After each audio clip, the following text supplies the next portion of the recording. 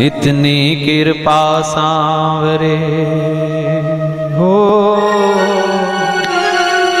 इतनी कृपा सांवरे बनाए रखना, इतनी कृपा सांवरे बनाए रखना। मरते दम तक सेवा में लगाए रखना, इतनी कृपा बनाए रखना, इतनी कृपा सांवरे बनाए रखना। मरते दम तक सेवा में लगाए रखना, मरते दम तक सेवा में लगाए रखना। ओ इतनी कृपा सांवरे।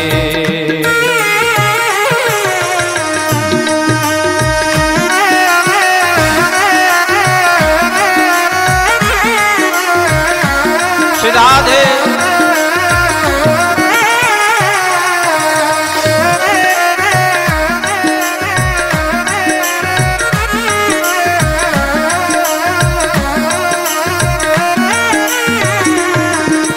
मैं तेरा तू मेरा बाबा, मेरा जी तू राजी हो, मेरा जी तू राजी हो, मेरा जी तू राजी हो।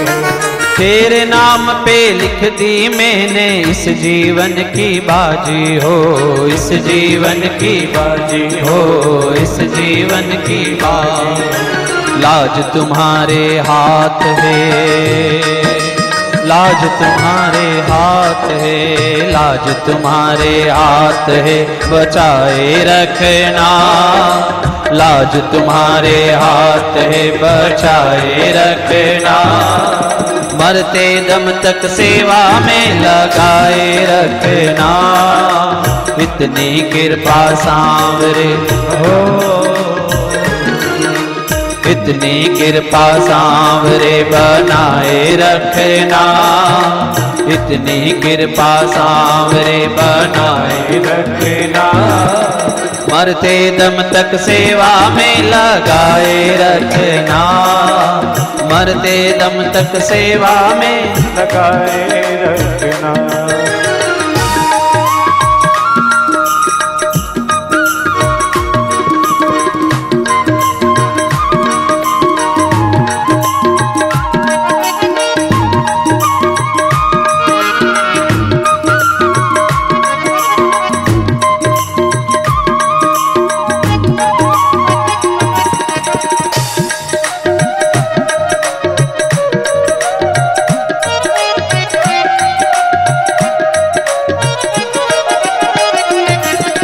हाथ जोड़ कर करूं प्रार्थना, भूल कभी ना जाना कान्हा, भूल कभी ना जाना कान्हा, भूल कभी ना जाना। हो हाथ जोड़ कर करूं प्रार्थना, भूल कभी ना जाना कान्हा, भूल कभी ना जाना कान्हा, भूल कभी ना जाना।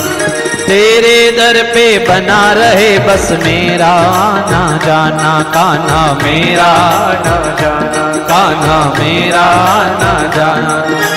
दिन पे दिन ये सिलसिला, दिन पे दिन ये सिलसिला, दिन पे दिन ये सिलसिला बनाए रखना, दिन पे दिन ये सिलसिला बनाए रखना।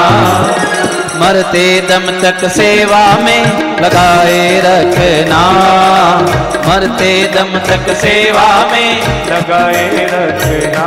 हो इतनी कृपा सांवरे हो,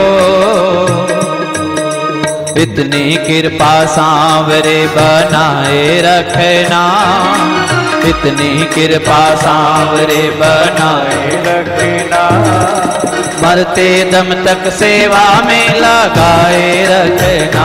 हो मरते दम तक सेवा में लगाए रखना। हो मरते दम तक सेवा में लगाए रखना।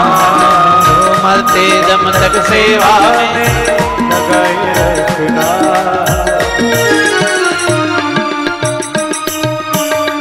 श्याम सुंदर भगवान की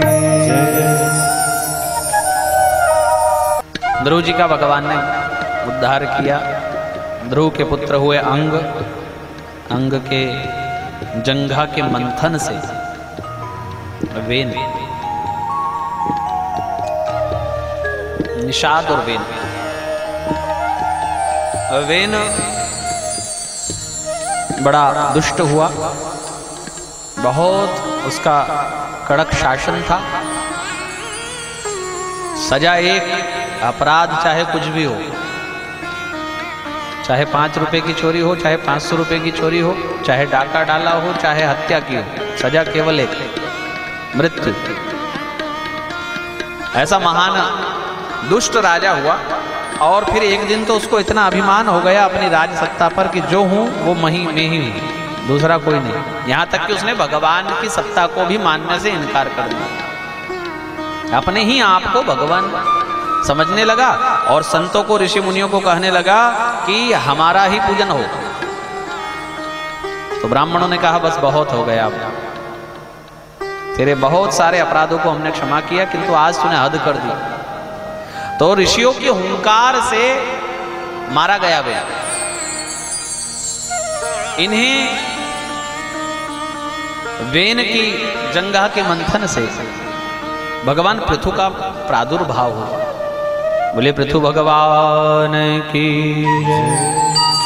साथ में माता लक्ष्मी की अंश रूपा अर्ची महारानी भी आई। अर्ची और पृथु, ऐसे भगवान के सुंदर नाम है।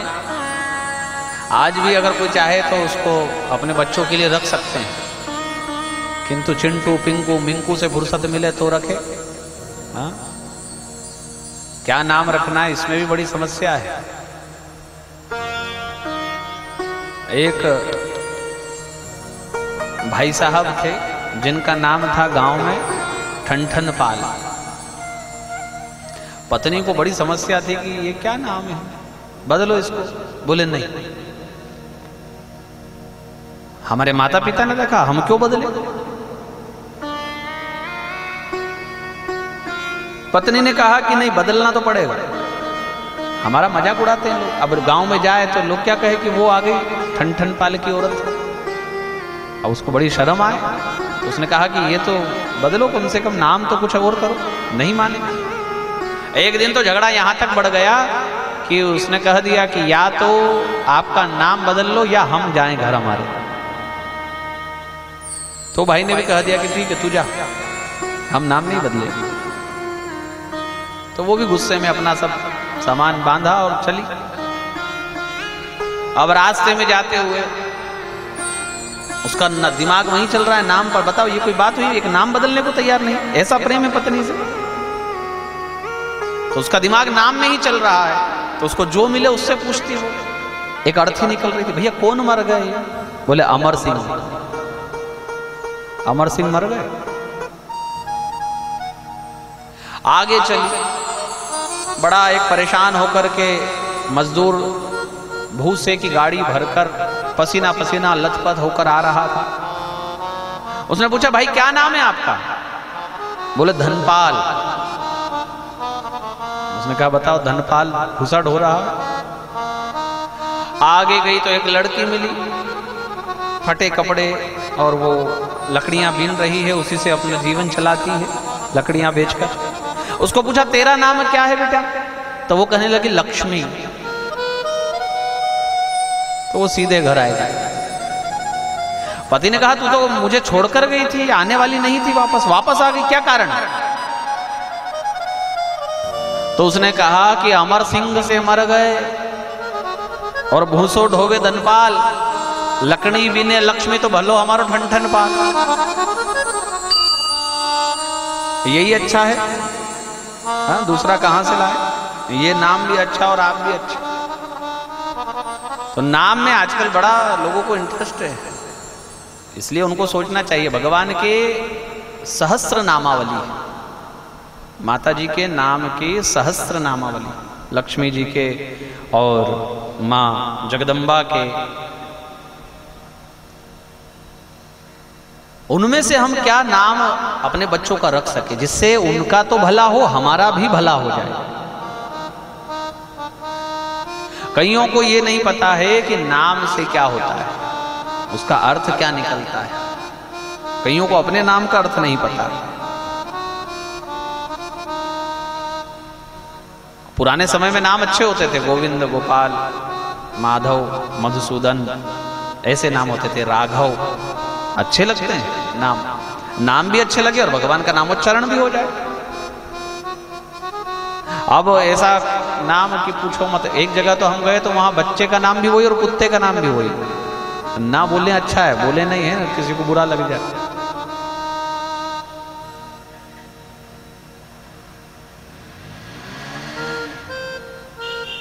पृथु और अर्ची बड़ा सुंदर नाम है भगवान का। बड़ा सुंदर राज्य शासन, राजनीति कैसे की जाए, देश कैसे चलाया जाए, यह भगवान ने पृथु बनकर बताया। और स्वयं अंशावतार होने के बाद भी भगवान की बहुत सेवा उपासना की, जिससे भगवान प्रसन्न हुए। और जब भगवान प्रसन्न हुए तो भगवान ने उनसे मांगने को कहा, क्या चाहिए भाई? तो कहा कि हमारे इन 2 कानों में 1000 कानों की शक्ति चाहिए।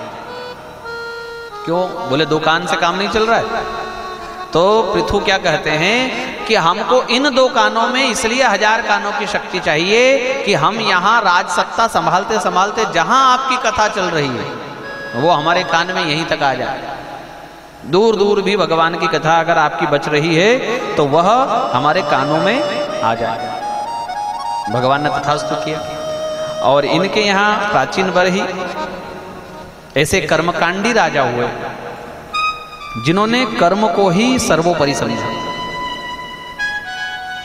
कर्मकांड में ऐसे रम गए कि उसके दिशा निर्देश पर ही अपने आप को ढाल लिया, भगवान से कोई लेना देना नहीं। ऐसा होता है, कई लोग अपने कर्म में रच बस जाते हैं। कर्म चाहे जो हो, उस कर्म में ऐसे डूब जाना कि भगवान को भुला देना, ये गलत है। गीता जी में आया है, तदर्थम कर्म कौन्तेय मुक्त संग समाचर। कर्म होना चाहिए मुक्त संग, मतलब उसमें कोई आशा नहीं होनी चाहिए। समाचर मतलब अच्छी प्रकार से, और भगवान के लिए कर्म होना चाहिए। जब तक कर्म अपने लिए होगा तब तक वो दुविधा वाला होगा, और जब वही कर्म भगवान के लिए होगा तो सुविधा वाला होगा। बहुत आसान है इस पथ पर चलना। इस पथ पर चलना मुश्किल नहीं है, थोड़ा सा ध्यान रखना पड़ता है बस। क्या ध्यान रखना पड़ता है? कि जो कार्य कर रहे हो भगवान के लिए कर रहे हो, बस इतना सा समझ लो। जो भी काम आप कर रहे हो, यहां तक कि आपका नहाना भी भगवान के लिए। नहा कौन रहा है? आप। किसके लिए? बोले मैं तैयार होऊंगा तभी तो भगवान की सेवा में जा पाऊंगा। क्या भगवान की सेवा? दुकान खोलना भगवान के लिए, कुछ भी बचेगा तो भगवान का। व्यवहार चलाना भगवान के लिए। माताओं का बर्तन मांजना, अगर बर्तन मांजते मांजते ये भाव आ जाए कि इसी थाली में कल मैं भगवान को भोग लगाऊंगी, तो वो अच्छे से उसको साफ करें और उसको बड़ी श्रद्धा से भाव से उसको रखे, तो बस हो गया काम। काम वही है घर का। किंतु हम अपने घर के कार्य लोगों को दिखाने के लिए करते हैं, ये विडंबना है हमारी। थोड़ा से भी बर्तन में कुछ लगा रह गया तो लोगों के अंदर से क्या निकलता है पता है? कोई देखेगा तो क्या कहेगा? अरे भाई कोई क्यों देखेगा? यूं बोलो ना कि भगवान देखेंगे तो क्या कहेंगे। ये कोई की जगह पर ही भगवान लगाना है बस। कचरा पड़ा हुआ है घर में तो माताएं कहती कोई आएगा तो क्या कहेगा। अरे कोई क्यों आएगा? भगवान का बोलो ना कि भगवान आएंगे तो क्या कहेंगे कि इसने देखो कचरा ही नहीं साफ किया घर का। झाड़ू लगाना भी भगवान की ही सेवा है। घर आपका है, आपका कर्म है, आप ही को करना है। केवल लक्ष्य बदलना है।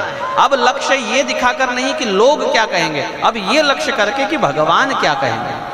भगवान आए उनके लिए मैं घर को साफ करूं, भगवान आए इसलिए मैं बर्तन साफ करूं, भगवान आए इसलिए मैं अपने शरीर को सजाऊं संवारूं, भगवान मेरे घर आए इसलिए मैं प्रकाश करूं, संध्या के समय अंधेरा ना रहने दूं, भगवान मेरे घर आए इसलिए मैं अपनी कमाई करूं, भगवान के कार्य में लगा सकूं इसलिए मैं अपनी दुकान चलाऊं।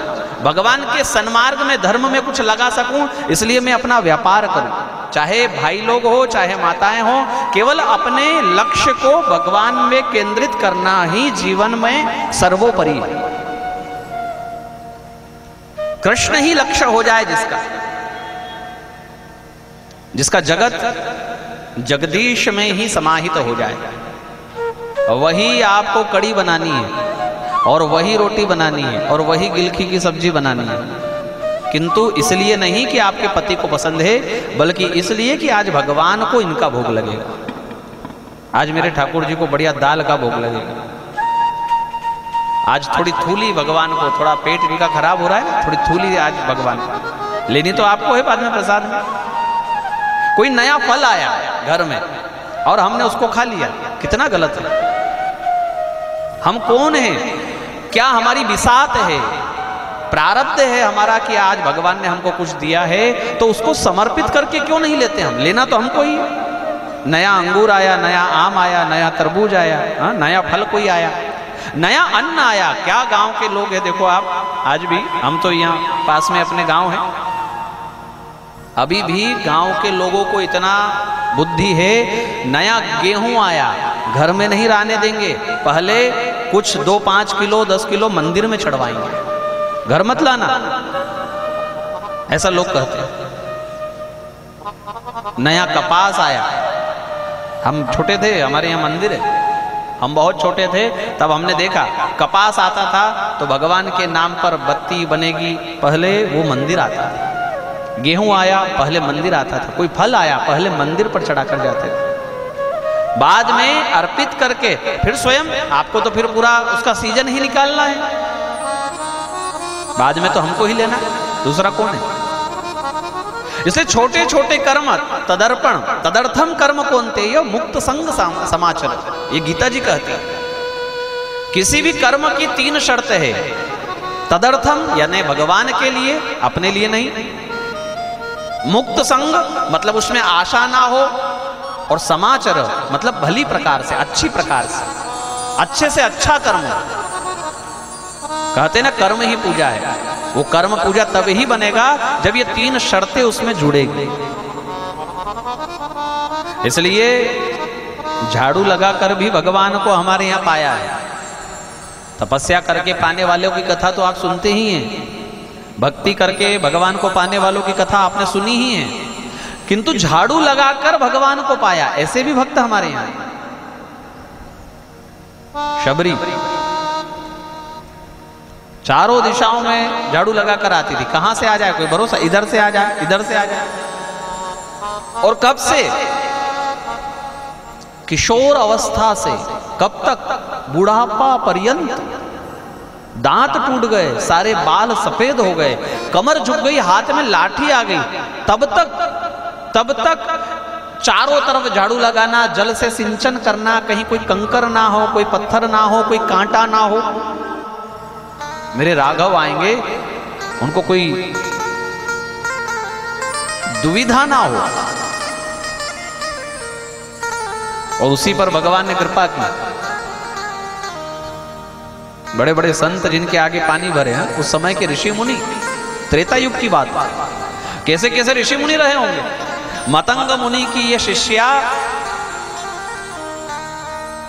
बहुत छोटी थी ना, तो जिस जाति से थी वही खान पान था, बहुत बुरा लगता था उनको, बहुत अपने माता पिता को समझाती थी, 5 वर्ष की अवस्था से ही ये खान पान गलत है, ऐसा नहीं करना चाहिए।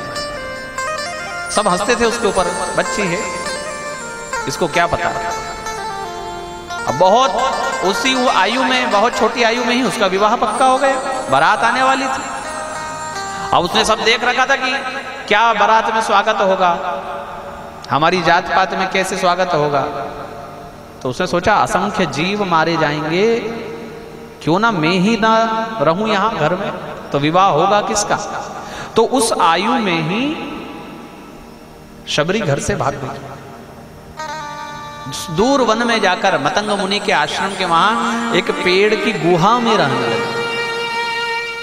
क्या मति रही होगी और क्या भगवान की कृपा रही होगी कि मतंग मुनि बहुत समय तक ये पकड़ नहीं पाए कि हम यहाँ से अपने कुटिया से जो स्नान बनाने जाते हैं सरोवर तक, ये मार्ग साफ कौन करता है, उसका जल से सिंचन कौन करता है। और शबरी ने ठान लिया था कि हम तो जाति में तो अधम हैं, ज्यादा तो कुछ कर नहीं सकते यज्ञ याग आदि, किंतु जो करते हैं उनकी सेवा कर लें तो क्या बुरा है। दासानुदास, भागवत कहती ना, एकदम बड़े के पास पकड़ने मत जाओ। सेक्रेटरी या कोई दरवाजे पर खड़ा होने वाला द्वारपाल चपरासी से सेटिंग हो जाए ना तो अंदर तक की व्यवस्था सब हो जाती है, सब नंबर भी लग जाता है और काम भी हो जाता है। इसलिए शबरी ने सीधे भगवान को नहीं चाहा, किंतु भगवान मार्ग में जो प्रवृत्त है उन लोगों की सेवा में शबरी लगी। रोज 5 मिनट 10 मिनट पहले उठते मतंग मुनि, पकड़ लेंगे आज कौन है ये जो सेवा करके जाती है, किंतु वो शबरी और पहले और पहले और पहले, रात्रि के 2-2 बजे भी उठ करके उसने मार्ग बुहारा, एक दिन पकड़ लिया।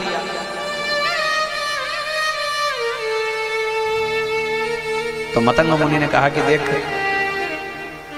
तू बहुत छोटी है और ये सब काम करती है, तेरे घर वाले कौन है। तो पेड़ के पीछे छिपकर शबरी बात करती, सामने भी नहीं आती। इतनी मर्यादा और इतनी लज्जा। कर्म छिपे ना भभूति लगाए, काम छिपता नहीं है, ध्यान रखना। तारा की ज्योत से चंद्र छिपे नहीं, सूर्य छिपे नहीं बादल छाए, चंचल नारी को नेन छिपे नहीं, दाता छिपे ना घर मांगना आयो, रीढ़ पड़े रजबूत छिपे नहीं, और कर्म छिपे नहीं भभूति लगाए। कर्म तो सामने आकर रहेगा, डोंडी पीटने की जरूरत थोड़ी है। कई लोग डोंडी पीटते, मैं वो तो मैं था जो मैंने कर दिया, मैं ना होता ना तो क्या हो जाता, हो ही नहीं पता काम, मेरे कारण हुआ, मैंने किया। किंतु वास्तविकता में अगर किया है तो आपको ये मैं करने की जरूरत नहीं है। एक दिन जमाने को कहना पड़ेगा कि इसने किया है। इसलिए छिपकर बात करती थी, सामने नहीं आती थी। लोगों ने संतों ने उससे विद्रोह कर लिया था। बड़ी हुई धीरे धीरे तो लोग उसका मुंह देखना पसंद नहीं करते थे। अरे तू सामने मत आया कर, भाग इधर से। और बेचारी छिप कर के भगवान के मार्ग में जाने वाले ऋषि मुनियों का मार्ग स्वच्छ साफ करती थी, जल से सींचती थी, अपने पल्लू से वो झाड़ू लगा देती थी, ऐसा कर्म करती थी। ऐसी भी कथा है कि एक बार तो क्या हुआ, वो झाड़ू निकाल रही थी और कोई ऋषि निकले स्नान बनाकर, एक कंकर यहां से उछट कर गया और वो उनके पैर में लग गया इनके झाड़ू लगाने से। हे राम राम, तुझे कितनी बार कहा कि हमारे मार्ग में मत आया कर, हमारे सामने मत आया कर, क्यों ऐसा करती है? अब मुझे वापस स्नान बनाना पड़ेगा। और वो संत स्नान करने क्या गए कि जल में असंख्य कीड़े हो गए। बहुत प्रयास किया गया उस जल को स्वच्छ करने का। जो जितनी शक्ति भक्ति जानता था सबने बराबर प्रयास किया, किंतु उसके कीड़े जल के बढ़ते ही चले गए, कीड़े कम नहीं हुए। भगवान आने वाले हैं ये समाचार चारों ओर हो गया था। और मतंग मुनि ने आशीर्वाद भी यही दिया था शबरी को कि जिस प्रकार तूने मेरा मार्ग बुहारा ना, ऐसे ही भगवान जिस दिशा से आए उस दिशा का मार्ग स्वच्छ रखना, तेरे ही यहां भगवान आएंगे। और मतंग मुनि तो सिधार गए। तब से यही कार्य, गुरु की अवज्ञा ना हो जाए, चाहे लोग गालियां देते थे, कोसते थे, कड़वे वचन सुनाते थे, किंतु रोज का उसका यही काम, झाड़ू लगाना। अब इस सरोवर में जब असंख्य कीड़े पड़ गए तो कईयों ने प्रयास किया उसको स्वच्छ करने का, किंतु उसके कीड़े बढ़ते चले गए, घटे नहीं। अब वो जल पीना तो छोड़ो, स्नान के भी योग्य नहीं बचा। बड़ी समस्या हो गई लोगों को। और सारा दोषारोपण किसके ऊपर कर दिया? शबरी के ऊपर। ये अधम है ना, इसने, इसी के कारण से ऐसा हुआ। हमने बहुत कहा था, मतंग मुनि को भी समझाया था कि इसको पास में मत रखो, पर वो माने नहीं। अब देखो इसके कारण से कितना अशुद्धता फैल गई है। भगवान आने में है, सब अपनी अपनी तैयारी कर रहे हैं। एक कहते हैं कि हम फलाहारी हैं, भगवान हमारे यहाँ आएंगे, भोजन करने वालों के यहाँ थोड़ी आएंगे। एक ने कहा तुम तो फलाहारी हो, हम तो पयाहारी हैं, हम तो फल भी नहीं खाते। तो एक ने कहा तुम तो पयाहारी हो, हम तो जलाहारी हैं, हम तो दूध भी नहीं पीते, केवल जल ही पीते, हमारे यहाँ भगवान है। तो एक संत कहते तुम तो फिर भी जलाहारी हो, हम तो पवनाहारी हैं, वायु ही पीकर रहते हैं, हम तो कुछ खाते भी नहीं पीते भी नहीं, केवल वायु का ही सेवन। एक से बढ़कर एक साधना करने वालों को ये मन में था कि भगवान हमारे यहाँ आए, भगवान हमारे यहाँ आए। और जब भगवान आए तो उनके स्वागत को बहुत भीड़ लग गई, बहुत सारे साधु संत इकट्ठे हो गए। कईयों को थोड़ा सा शंका भी थी, शंका होती है, कईयों को होती है। सुना है अवतार है, और अवतार है तो परीक्षण क्या करे, बोले इससे बढ़कर के परीक्षण और क्या होगा कि हमारी तपस्या से जो जल स्वच्छ ना हुआ इसका परीक्षण करवा लो, अभी ठीक हो जाएगा, पता पड़ जाएगा अवतार है या साधारण है। भैया अवतार हुए तो इनके तो स्पर्श मात्र से ये सारे कीड़े समाप्त हो जाएंगे, जल पुनः पहले की तरह स्वच्छ हो जाएगा। भगवान मुस्कुराने लगे कि अब ये हमारा टेस्ट लेंगे। ठीक है भाई। तो सबने एक स्वर में कहा कि जरा आप थोड़ा ये जल को छी दीजिए, थोड़ा सा स्पर्श कर दीजिए, आपका पैर छुआ दीजिए और ये जल स्वच्छ हो जाए, हमारे उपयोग में आने लायक हो जाए। शब्द बड़े मीठे थे, उसके पीछे जो कारण था ना वो भगवान का परीक्षा का। और होता ही लोग बड़े चतुर होते हैं, अपना काम निकालने में क्या शब्दावली प्रयोग करनी है और उसके पीछे हेतु क्या है, कारण क्या है, नियत कैसी है। कहते हैं ना जैसी नियत वैसी बरकत। आप कितना भी मीठा बोलो और कितना भी जताओ कि हम तो बहुत अच्छा करना चाहते हैं, किंतु अंदर की आपका मन कैसा है, इस पर सारी व्यवस्थाएं डिपेंड करती हैं। हुआ यूं कि भगवान से जब प्रार्थना की, भगवान ने कहा ठीक है भैया हम छी देते हैं, और जो ही भगवान ने स्पर्श किया जल का तो इतने कीड़े हो गए कि अब तो वो जो जल दिख रहा है वो भी नहीं दिख रहा है, मानो कीड़ों का ही सरोवर है, इतने कीड़े हो गए।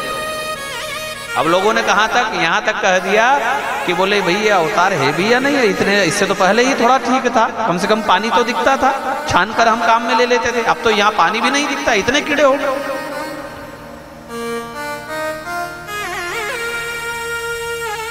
सब लोग बड़े परेशान हो गए कि अभी तो हम छान कर थोड़ा उपयोग में लेते थे, अब क्या करें,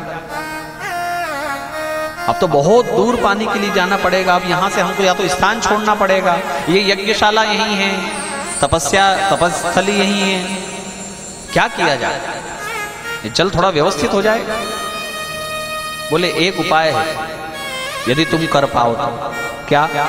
बोले तुमने किसी भक्ता का अपमान किया है, उस भक्ता को यदि तुम बुलाओ, उस नारी को अगर तुम बुलाओ तो ये जल पवित्र हो सकता है उसके स्पर्श से। अरे राम राम, उसको कौन बुलाए, उसका तो मुंह देखना बेकार है, वो इतनी जाति में अधम, कर्मों में अधम। किंतु तुम भूल रहे हो कि वो मतंग मुनि की शिष्या है।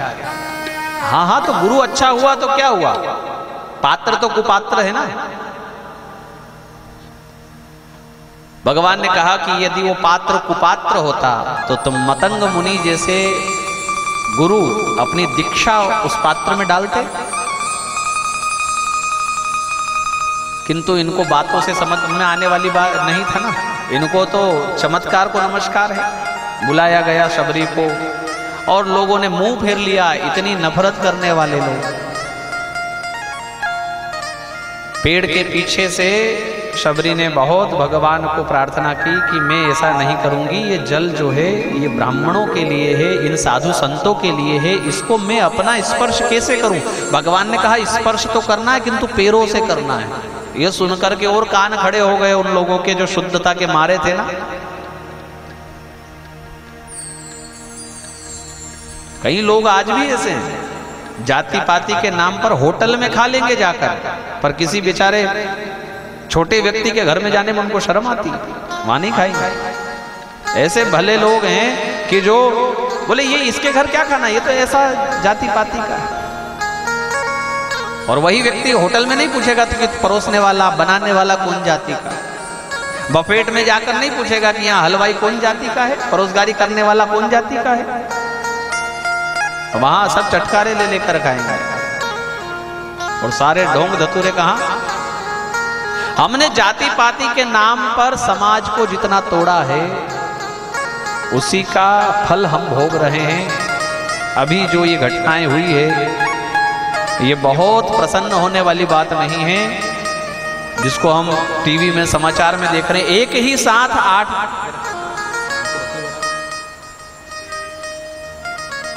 8-10 जगह एक साथ।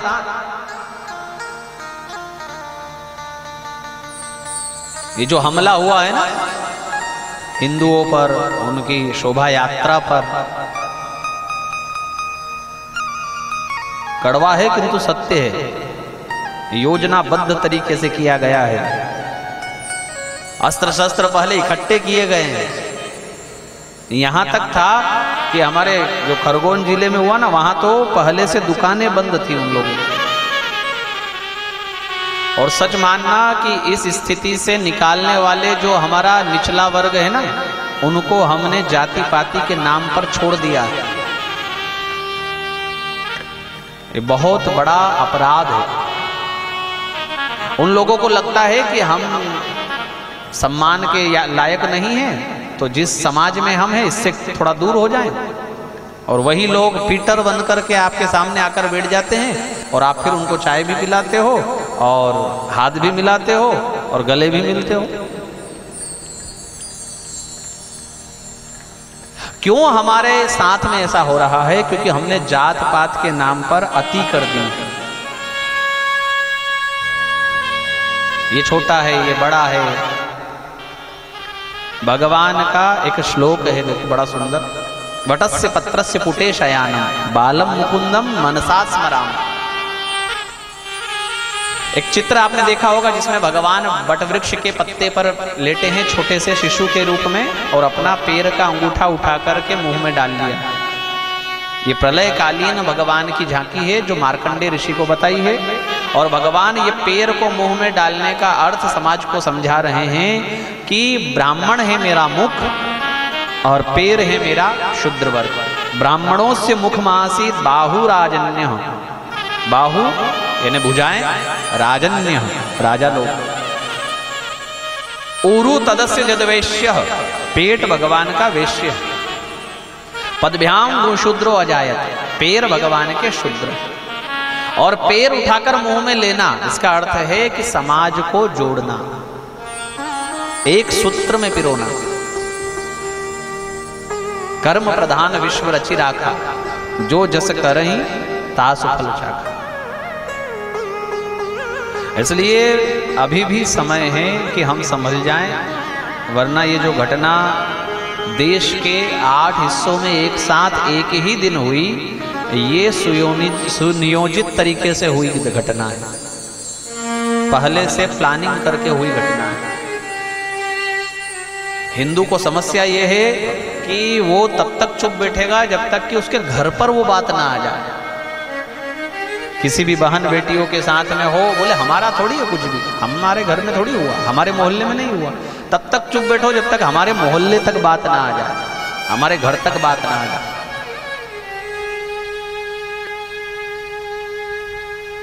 जागने का समय। भगवान की यात्रा भारत में नहीं निकालेंगे तो क्या पाकिस्तान में जाकर निकालेंगे? हाँ, दूसरे देश में जाकर निकालेंगे। हम अपने देश में स्वतंत्र नहीं है, बताइए।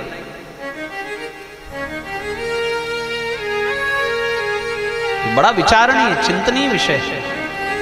और इस बीमारी का नाम है कि हमने अपने आप को बहुत बांटा हुआ है।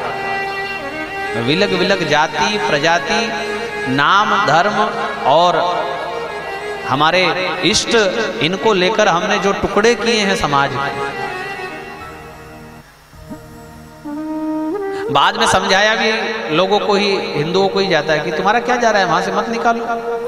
हाँ, तुम्हारा क्या जरा मत निकालो, निकालो ही मत ना। भगवान तो अपने मन में बसे हुए हैं, हृदय में राम है, क्या मतलब शोभा यात्रा से। बहुत चिंता का विषय है जो आप परिश्रम करके कमाई कर रहे हो और एक प्लाट यहाँ ले लिया, दूसरा वहाँ ले लिया, तीसरा घर वहाँ बना लिया, एक फ्लैट वहाँ ले लिया। सोचो कि अगर ये सी व्यवस्था यूक्रेन जैसी देशों में जो व्यवस्था हो रही है दंगों में, या कश्मीर में जो हुआ वैसा हो जाए तो इतना सब हमारा कमाया हुआ, जिसको आज हम अपने आप को करोड़पति अरबपति समझ रहे हैं, कोरोना आया था तब हमारी संपत्ति को क्या हो गया था। वो व्यवस्था को, उसको जी कर देखो, उस समय को जी कर देखो कि तब क्या होता। इसलिए देश रक्षा में, समाज हित में और सनातन धर्म के प्रति हमको अपना धन भी लगाना है, तन भी लगाना है और मन भी लगाना है। कई हिंदू ऐसे हैं जो पानी पी पी करके आरएसएस वालों को कोसते हैं। अरे भैया, वो है तो अभी भी जंगलों में ये शबरी की जाति जीवित है, सच मानना इस बात को। आप कितना घूमते हो ये हमको नहीं पता, पर हम कितना घूमते हैं हमने देखा है। गांव में कथा करने जाते हैं, क्या स्थिति वहां हो रही है। एक गांव ऐसा है जहां ये ईसाई लोगों ने ऐसा उनको गरीब बच्चों को पैसा देकर, कपड़ा देकर, नई पुस्तकें देकर उनको ऐसा लुभा लिया है कि वो हरि नाम से हेरी हो गए हैं। उसका नाम था हरि और वो क्या नाम कर दिया उसका, हेरी। अब हम वहां कथा कर रहे थे और यही विषय पर बोल रहे थे तो नीचे से जनता यूं यूं करे, बस बस बस गुरुजी ज्यादा मत बोलो, इस विषय में मत बोलो। क्यों मत बोलो भाई? तुमको डर लग रहा होगा, तुमने खाया होगा उनका, हमने थोड़ी खाया।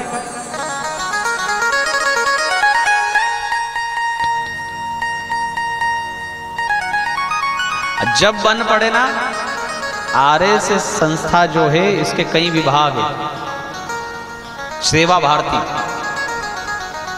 अपना समय निकालते हैं ये लोग, अच्छी अच्छी नौकरी में हैं, अच्छे बिजनेस में हैं और अपना समय निकाल करके जंगलों में 4-4 दिन जाकर रहते हैं, उनके घर का खाते हैं और वहां हमारे धर्म का प्रचार प्रसार करके आते हैं। धन्य हैं ऐसे लोग जो आज भी हमारे धर्म के प्रति इतने जागरूक हैं और हम उसमें दान दे, ये हमारा कर्तव्य बनता है। भाई आपसे इतना ना बने कि हम जा ना पा रहे हैं तो कम से कम उसमें दे तो सही कुछ। अब मंदिर में इतना दान देना अभी जरूरी नहीं है, ध्यान रखना। मंदिर तो जितने बने हुए हैं उतनों को ही संभाल लो तो बहुत है, किंतु उसका रक्षण करना जरूरी है। अच्छी बात है कोई मंदिर बन रहा है, आपकी आवश्यकता है, आपके मोहल्ले में आपको जरूरत है, आपको दूर जाना पड़ता है और आपका मन उसमें है, मना नहीं कर रहे उसके लिए, किंतु जो चल रहे हैं उनको देखना, उनको संभालना, ये आपकी जिम्मेदारी बनती है। आप जहाँ जिस समाज में, जिस मोहल्ले में, जिस नगर में हैं, वहाँ की इन व्यवस्थाओं पर ध्यान दो। कुछ लगे तो अपनी जेब से निकाल कर दो, क्योंकि बहुत दूर वो समय नहीं है कि जब हमारे द्वारा जुटाए हुए ये प्लाट, ये मकान पानी की तरह हो जाएंगे। बहुत गंभीर विषय है, इस पर चिंतन करना माताओं, और अपने बच्चों को अपने घर में समझाना किसका साथ दे रहे हैं, शारीरिक रूप से, आर्थिक रूप से, मानसिक रूप से, चिंतन का विषय। सबसे पहले तो हमारा जो निचला वर्ग है उसको सुदृढ़ किया जाए, उनको ये बताया जाए कि हम आपके साथ हैं।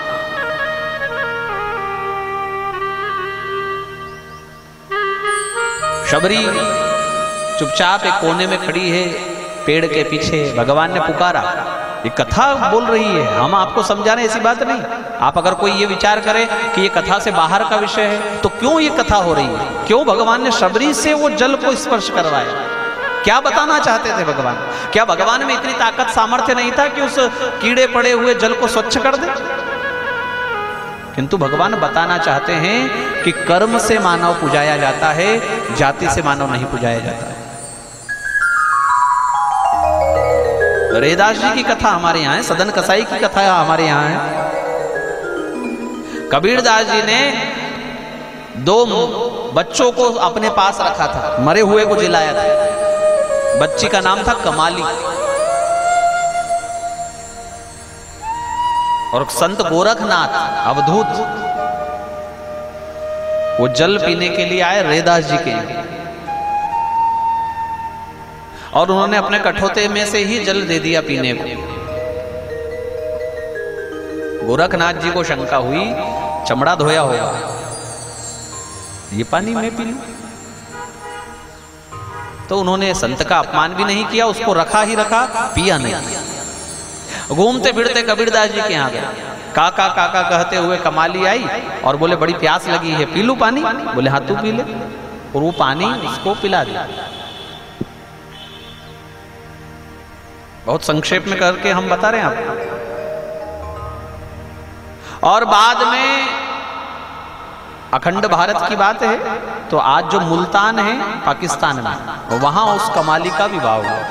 गोरखनाथ जी की शर्त होती थी कि धर्म प्रचार के लिए वो जहां जाते थे तो वो भक्ति की परीक्षण करते थे कि कौन कितना बड़ा भक्त है। और कैसे करते थे? बोले हमारा पात्र, हमारा खप्पर जो भर देगा ना, वह हमें भोजन करवा सकता है।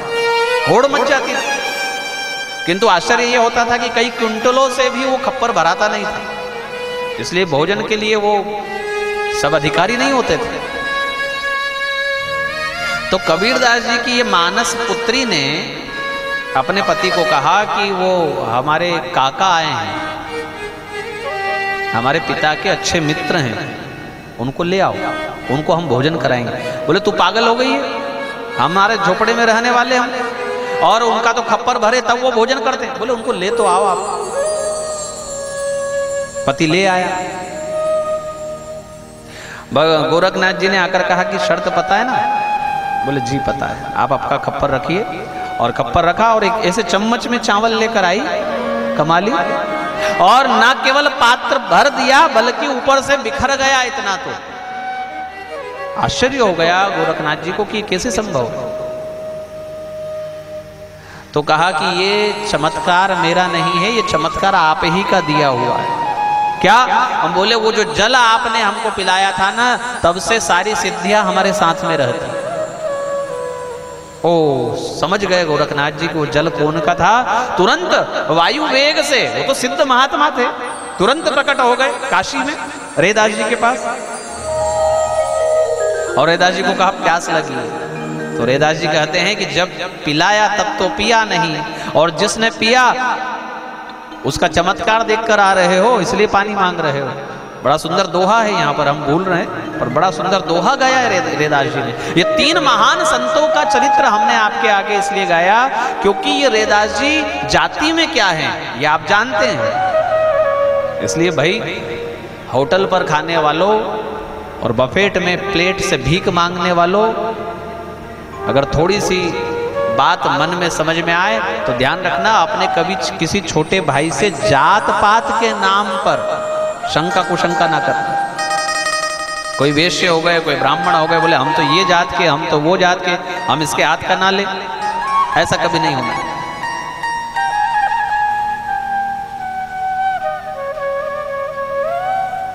शबरी को भगवान ने कहा जरा बाहर तो आओ, थोड़ी सेवा है संतों की, थोड़ी सेवा कर दो।